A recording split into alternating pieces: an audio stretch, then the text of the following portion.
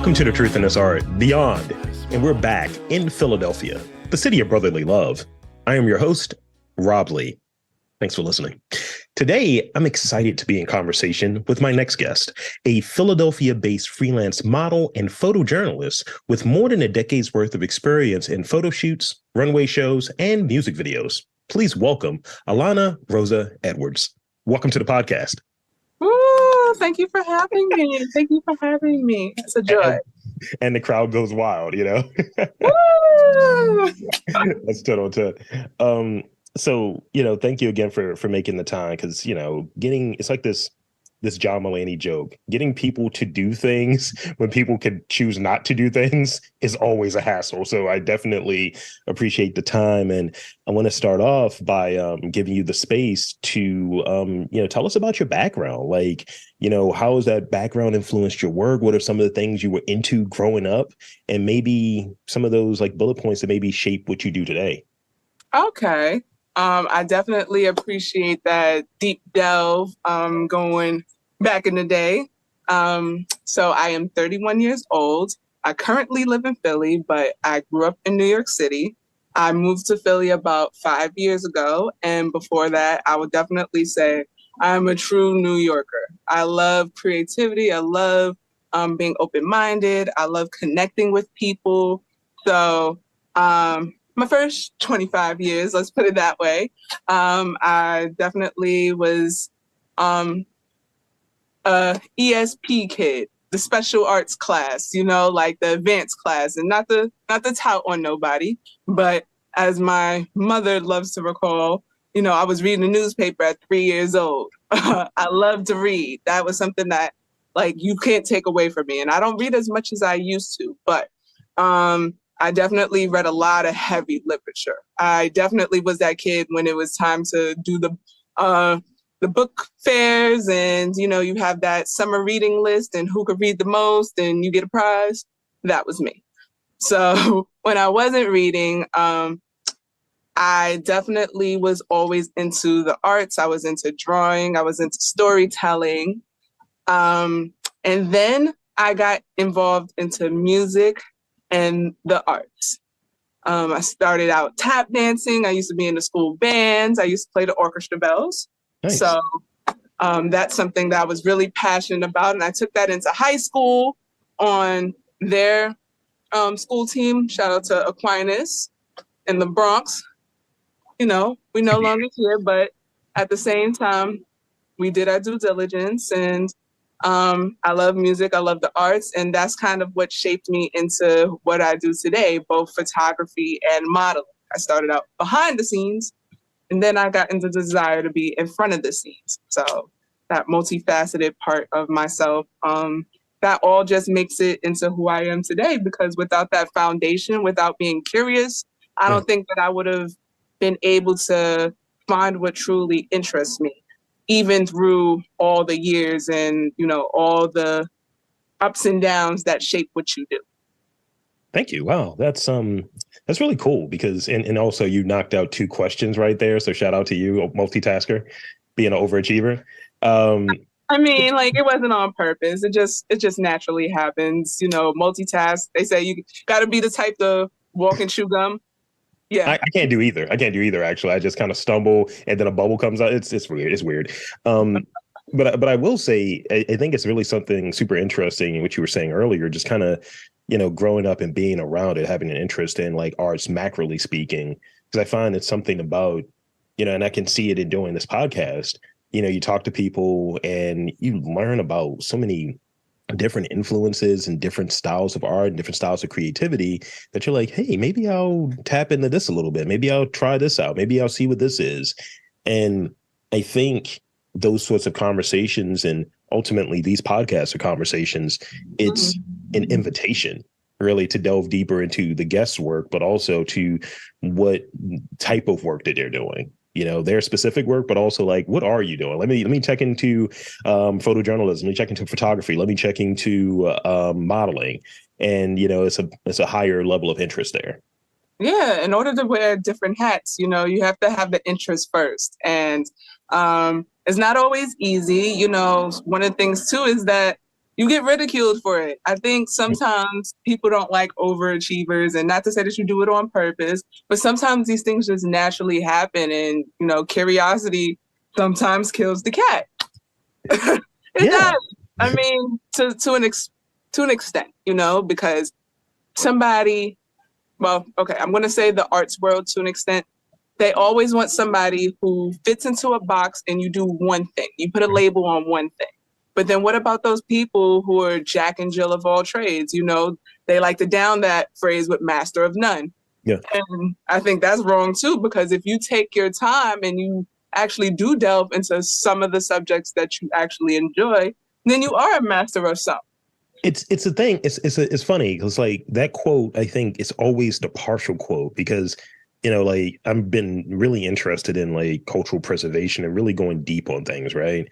And we hear the whole, Jack of all trades, master of none, and then it's another part of it, I believe, that's like, but that is better than a master of one, and it's very interesting. And for me, like I'm always super interested to talk to anyone about what their work is, but I find if I talk to someone who's like a polymath or even a polyglot, like, multiple languages, multiple disciplines, or someone who's a multi-instrumentalist, I'm like, how do you think? Like you're doing multiple things and doing them well. And even in doing this, because there's it might be a color thing attached to it, but it's like, oh, you need to stay in your lane. You should do this barbershop style podcast. Don't be talking to people about their work. Who wants to hear that? Right. And then you think about what's deeper than the surface. We didn't talk about everything. It's like, see, we went back in the circle. Right. So you talk to me about like when photography became like a passion and an interest for you. Like how did it begin? How did you like evolve from sort of that introductory interest to doing it as a professional? Well, growing up in the 90s and 2000s, we were definitely disposable camera kids. I definitely loved when my grandma gave me my disposable cameras and, we went on trips or even, when I went to summer camp and I took photos with friends. These are things I could look back at now. And I never knew that it would really blossom into this. When I really started taking seriously was in college. I will say that it wasn't the first arts form that came to me. I originally wanted to be a director. Definitely wanted to direct, wanted to be a Scorsese. I wanted to be a Spielberg. Like, I wanted to be out here making big budget. But there's a lot that comes with it. And a lot of people think it's just as easy as picking up a camera and documenting what you see. And I mean, it starts like that. But after a while, you have to really be methodical with what you produce, what you're showing, really going with a story. And not that it was hard, but I didn't fall in love with it as I anticipated. Then the next part of this development was I wanted to be, like I said, in front of the camera. So I wanted to act because these are all parts of me too. I'm a character. So I wanted to embrace that part of me. And again, going back to a historic, Spielberg, I wanted to be like Leonardo out here. I wanted to, or Angelina Jolie. Like I wanted to recite those lines, be in the biggest action movies. I wanted to do it. Then I realized it's a lot to commit doing time, to commit in your time, commit in your lines, commit in being present and actually toning out everything else that's going on with the world so you can concentrate on being your actor and even being like a method actor. Sure. These are people who like really delve down into the characters and live like hermits, like Jim Carrey, they get in there. Yeah. And that's really some dedication. And I wasn't 100% sure that I wanted to be dedicated to that. And I think there's nothing wrong with that. But I did know I wanted to do something in the arts. So I went back to my writing side and I said, okay, well, I can always be a screenwriter since I love to write and I have that mind and thought. But then the next aspect of it was just doing the photography, because photography is not like videography where, it takes 8 hours of footage for 30 seconds or a minute. That's very tedious. Yeah. So photography can be tedious too, but it's only what you make it. It's only what you promise, and it's only what you choose to deliver. So that being said, I like the fact that you can have vintage looking photography like my Polaroids or like the disposable cameras, or you could choose to be very high end and very commercial. And, you can do those 8 hours of editing on one photo too, but that's what you choose. And then there's people who just, I flicked it. This is it. Yeah. And I don't think there's anything wrong with that because all of those tell a story, what you choose. And you just have to choose whether it's for yourself, whether it's for a client that is selling, or just for a client who wants to capture memories. And I think that's part of my favorite. People who want to capture memories and businesses who want to tell a story. Yeah. Thank you. No, that's great. It makes sense to kind of talking about like, all right, tried this out. That really wasn't for you, and knowing who you are, that's a piece of it where, like I think there are skills that I've boosted in doing this. Like I've increased. It's like, oh, people tell me like, oh, you're very patient. I was like, you have no idea. Before the mics come on, but once the mics come on, it's like, hey man, everything's cool, man. Let's relax. Yes, and you see, you developed into that. And I think that's kind of the full circle moment for me now, because yes, my focus is photography and photojournalism to be specific. Yep. But there are times when for clients, I do have to take out my phone and I do have to do a little video. Or I choose to do it because I see a scene that I really like and I want to capture it, or I want to capture it in my own way without stepping on someone else's toes. That makes sense. So what would you say, and because I had 2 bullet points with the as far as photojournalism goes, what would you say like is like the main skill that you rely on, and don't do the thing that some people are like, well, obviously talent and having a camera, but what would you say that main skill is that you rely on that makes you good at what you do? Is it the eye? Is it your sense around lighting? Is it like knowing when to capture a moment? Talk to me about that. I think it's using discernment in certain situations. There are times when I may be the only female on set aside of the subject. So when it comes to modeling or product photography that may involve a small crew, there are times when I may have to step up and say, well, this is my perspective as a female. Let me show you something different, because the person may not be comfortable, or they're not exactly like what you're trying to say is not exactly translating. So let me try to translate it for you so maybe they can understand more. So I would say also just being situational, being observant. Mm-hmm. A lot of my shots come from being a fly on the wall. A lot of my shots come from possibly even second shooting. Mm-hmm. When there is a main photographer and they are capturing the main points of the event, say like a wedding or a panelist event.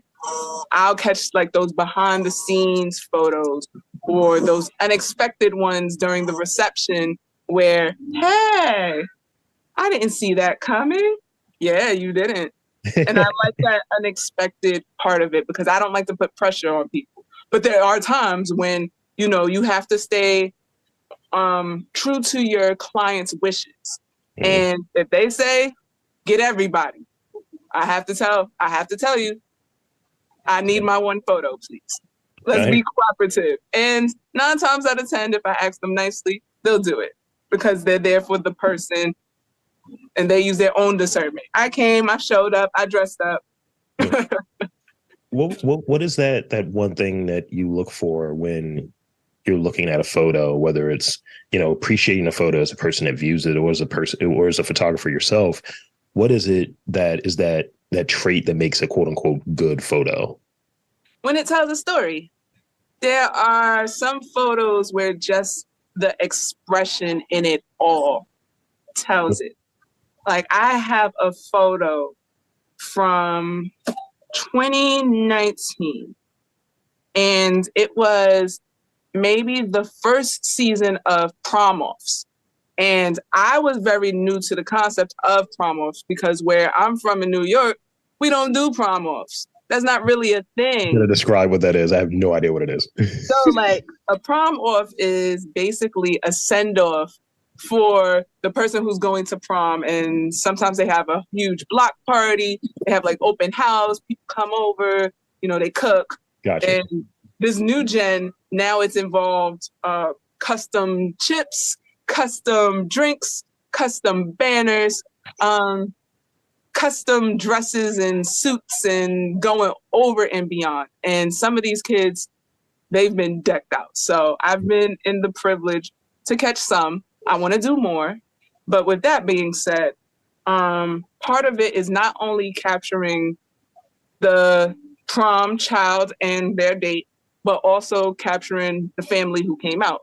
So I had this one photo where there were children running around in the street, and I guess one of the children had fallen.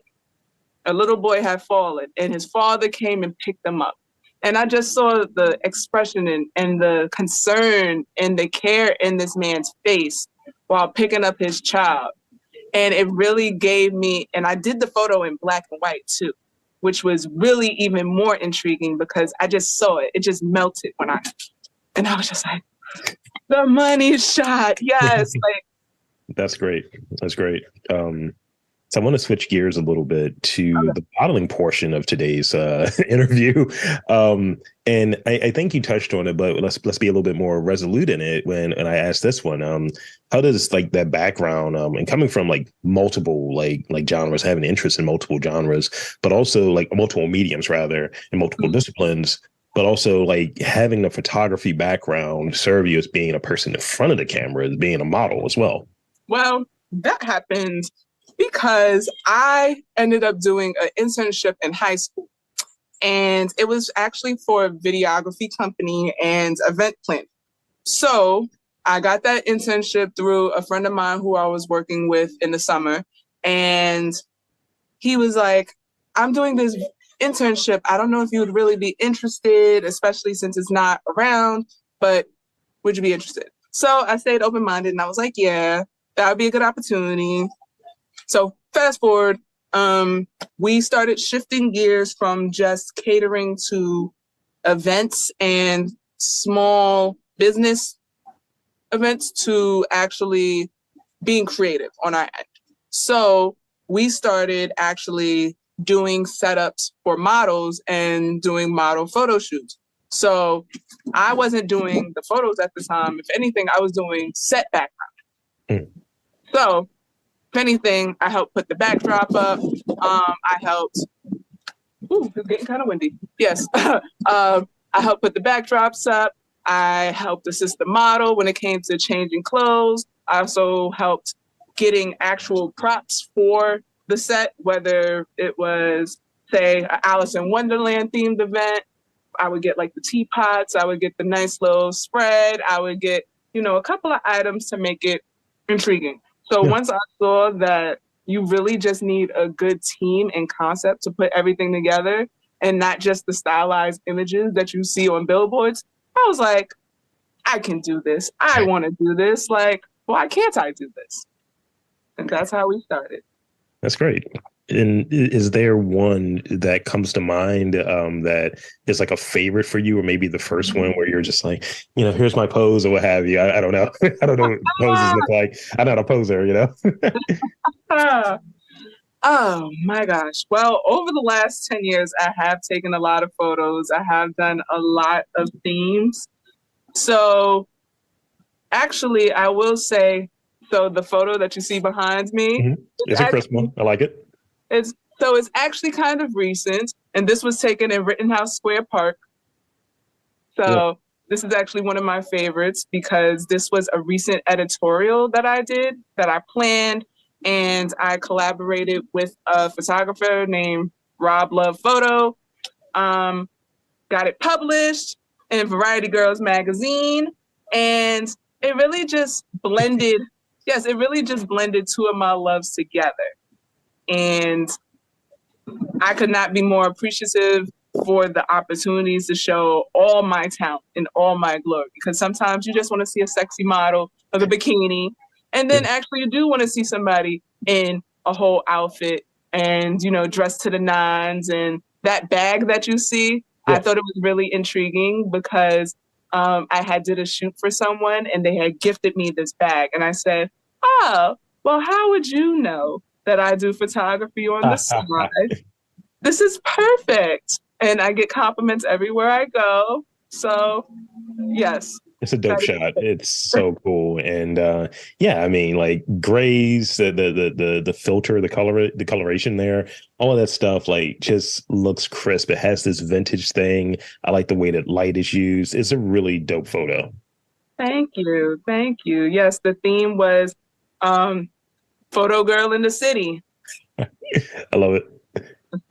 So I got one more, well, actually two more real questions, and then I have a lot of rapid fire questions because I've been typing as you've been talking.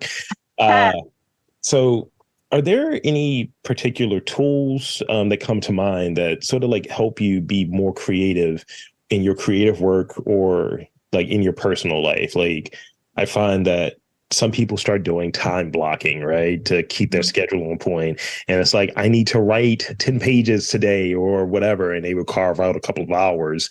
And that's something that can help schedule their day out, but also help with their creativity as far as like staying on point, staying on task. I know that I use Zapier for sake of argument in terms of getting content because not everybody sends everything at the same time. I'll get a bio, no picture, or it's like no email address. I'm like, how the hell did you send this? And things of that nature. So I think to stay on point, to make sure that I have everything that I need to even start an episode or start an interview, it helps me determine like who's serious because I'll put in the time to prep for this and have like, informed questions, intellectually curious questions. But, if people don't provide me the information that I need, then it's like they might not show up. So it keeps me on point as far as carving out my time, real life thing, but also keeping me on point creatively. So are there any tools or methods that you use to like stay on point creatively that maybe impact both personal and creative life?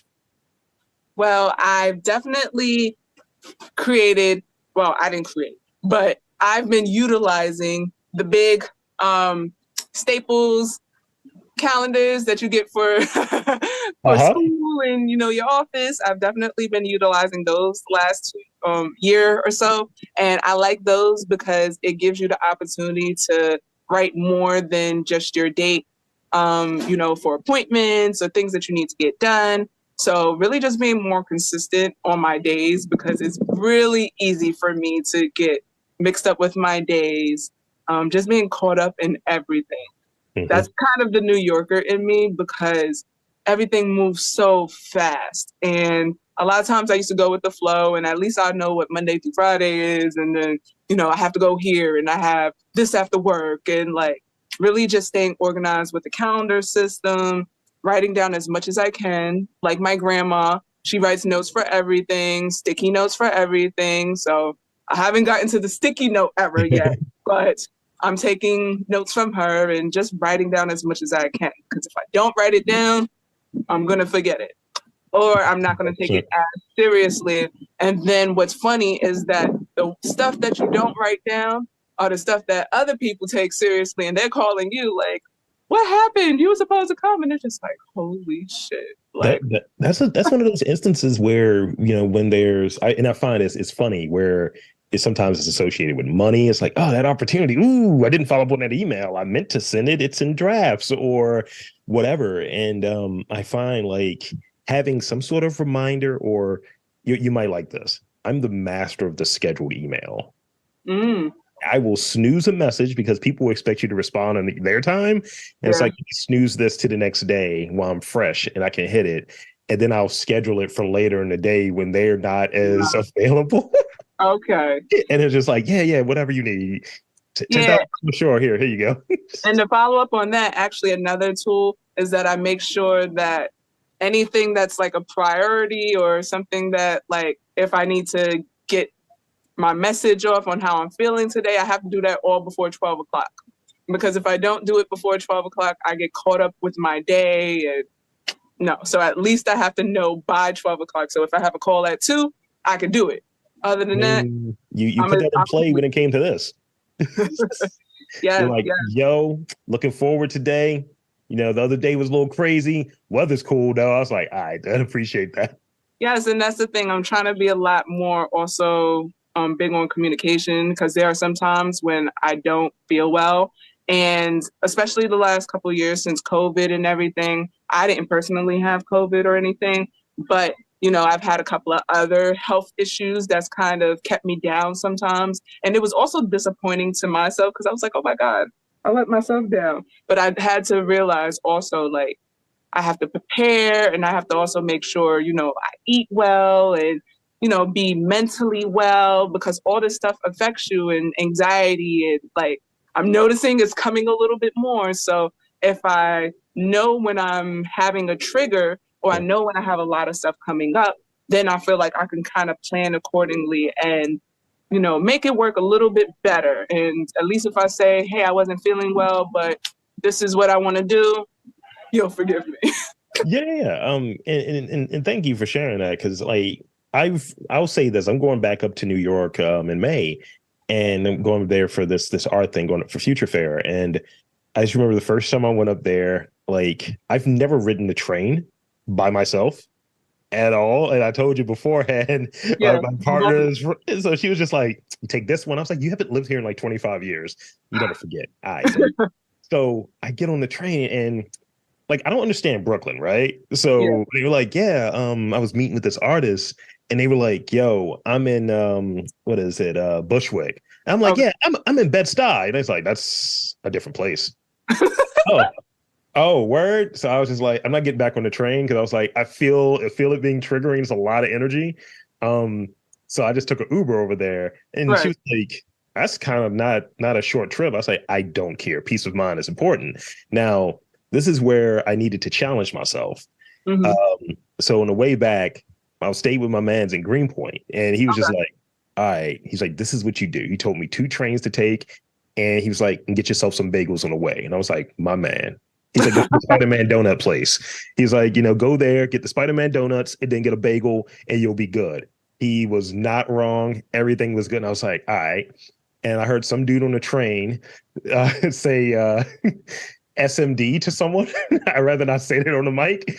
And I was like, I just had a New York experience. I was like, yeah, go Mets or Yankees or whatever you guys. Yeah, either or, go Yankees, but go Yankees. I'm an LA's guy.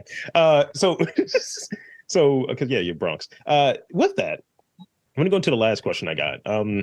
And just speak on a bit. Being in, and I think you touched on this a little bit before we got started. But being in, both Philadelphia, which is, kind of in this space of getting a lot of attention, a lot of creatives up there, and usually I'm up there every 2 weeks. Okay. And then being from New York, or have you living the majority of your life in Brooklyn, in Bronx to be specific. Like, how have both of those like places like influenced you and your sensibilities creatively?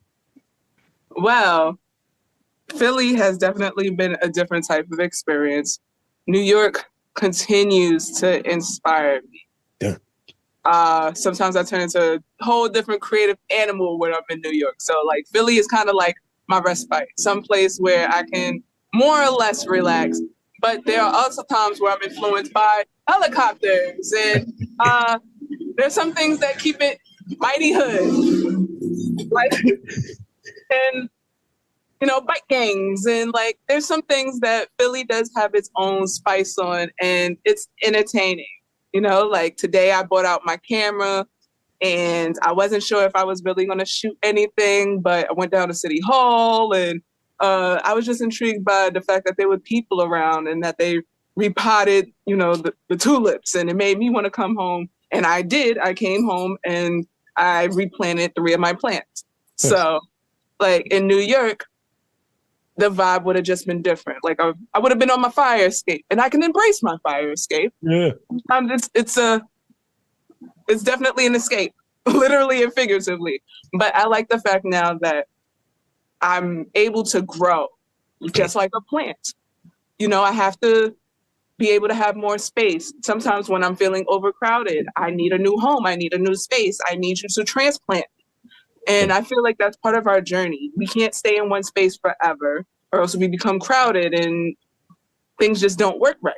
So when you do open up your mind and you do, pick up your feet to go somewhere, even if it's just temporarily, I think it's good to give you a different perspective on life, because you'll always bring that back with you, and then you'll have that little bit of flavor. That's great. That's great. And that's a nice spot to kind of end on the real portion of the podcast. And so thank you for that. And now it's time to get weird with the rapid fire questions. All right. So shoot. I think this is probably the most I've ever asked anyone. Yeah. And over 600 episodes at this point. Shout out. But I'm going to give you the same thing I give everyone. Don't overthink these. It's, just whatever's the first thing that comes to your mind. It's like, what I said is what I said. All right. So here's the first one. What stimulates you creatively in the lane of music, colors, certain activities? What is something that definitely I need to write, I need to draw, I need to shoot something? You kind of touched on earlier being seeing the tulips and all. So what is something that definitely you're going to have a creative thought that you're like, I got to get this down? Music is definitely a big inspiration. I bring it everywhere.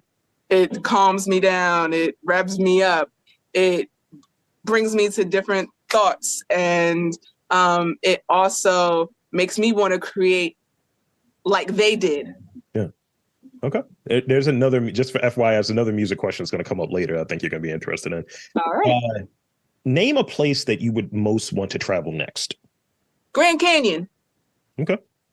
What was your favorite book growing up? Ooh, Shel Silverstein, Where the Sidewalk Ends. You know how I've been listening, right? Now this one is a little trolly. Crunchy or creamy? Crunchy. Okay. No, this is going to be great. I've asked this of jazz musicians, and I got some really funny answers. So I'm going to switch it to modeling. What is the most overused term in photography or modeling? Oh my gosh. The most overused term. Look, again with this word, then. Yes. With nine A's, 6 yeses. Yes. I make fun of. This is so ridiculous. I make fun of people when they say spaces, and I was like, you think you mean something. You think you mean something there. And I make fun of when people use diaspora. I make fun of it a lot. So I want to troll it. It's like, yeah, my art is about the East Baltimore diaspora. No, I want to be that. I want to be that guy. I'm not crazy about people who don't know how to use words correctly. Like my dad was big on semantics. He would no.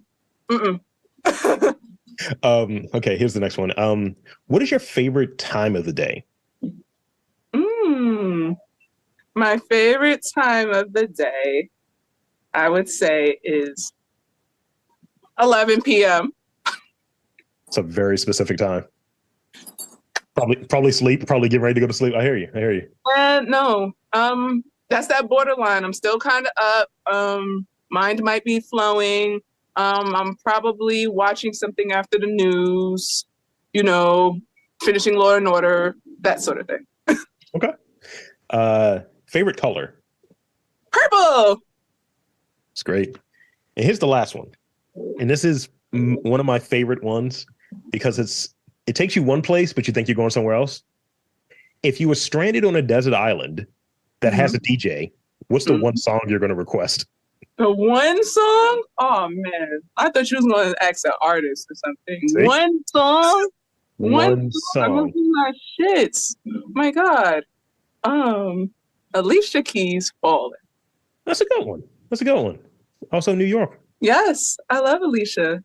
2000, nostalgia. It's 15. Oof, it's a long time ago. So that's pretty much it for the pod. So one, I want to thank you for coming on and spending some time with me. And two, I want to invite and encourage you to share with the listeners where they can check you out, your work, social media, website, all of that good stuff. The floor is yours. Awesome. Thank you guys for taking a moment and checking in with me, Alana Rosa Edwards. You can find me on IG at World of Alana Rosa. That is also my website, worldofalanarosa.net. Or if you want to follow my photography page, is Rose Flicks. And there you have it, folks. I want to again thank Alana Rosa Edwards for coming on to the podcast and sharing a bit of time with me. And I'm Rob Lee, saying that there's art and culture in and around your neck of the woods. You just got to look for it.